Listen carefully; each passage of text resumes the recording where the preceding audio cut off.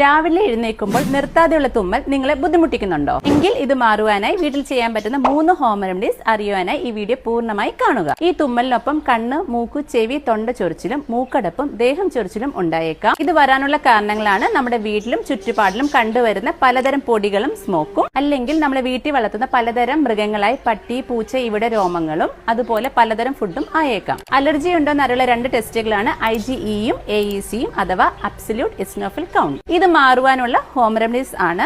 ഒന്നാമതായി നല്ല ശുദ്ധമായി ഉണക്കി പൊടിച്ച് മഞ്ഞപ്പൊടി 1 ടീസ്പൂണിൽ 1 ടീസ്പൂൺ വെർജിൻ കോക്കനട്ട് ഓയിലോ 1 ടീസ്പൂൺ തേനോ ചേർത്ത് നമുക്ക് വെറും വയലിൽ 15-21 ദിവസം നിത്യമായി കഴിക്കാം. രണ്ടാമതായി 5-7 തുളസിയിലയും 2 പനിക്കൂർക്കയിലയും വാട്ടിപ്പിഞ്ഞ് നീരെടുത്ത് അത് 1 സ്പൂണിൽ പനക്കൽക്കണ്ടും 1 നുള്ളു മഞ്ഞളും ചേർത്ത് നിത്യവും കഴിക്കാം. മൂന്നാമതായി 2 നെല്ലിക്ക ജ്യൂസാക്കി അതിൽ 1/2 ടീസ്പൂൺ തേനും 1/2 ടീസ്പൂൺ മഞ്ഞപ്പൊടിയും 1 നുള്ളു ഉപ്പും ചേർത്ത് നമുക്ക് വെറും വയറ്റിൽ നിത്യവും കഴിക്കാം. കൂടാതെ എരിവും തണുത്തതും പുളിയും അടങ്ങിയ ഭക്ഷണങ്ങൾ ഒഴിവാക്കുക.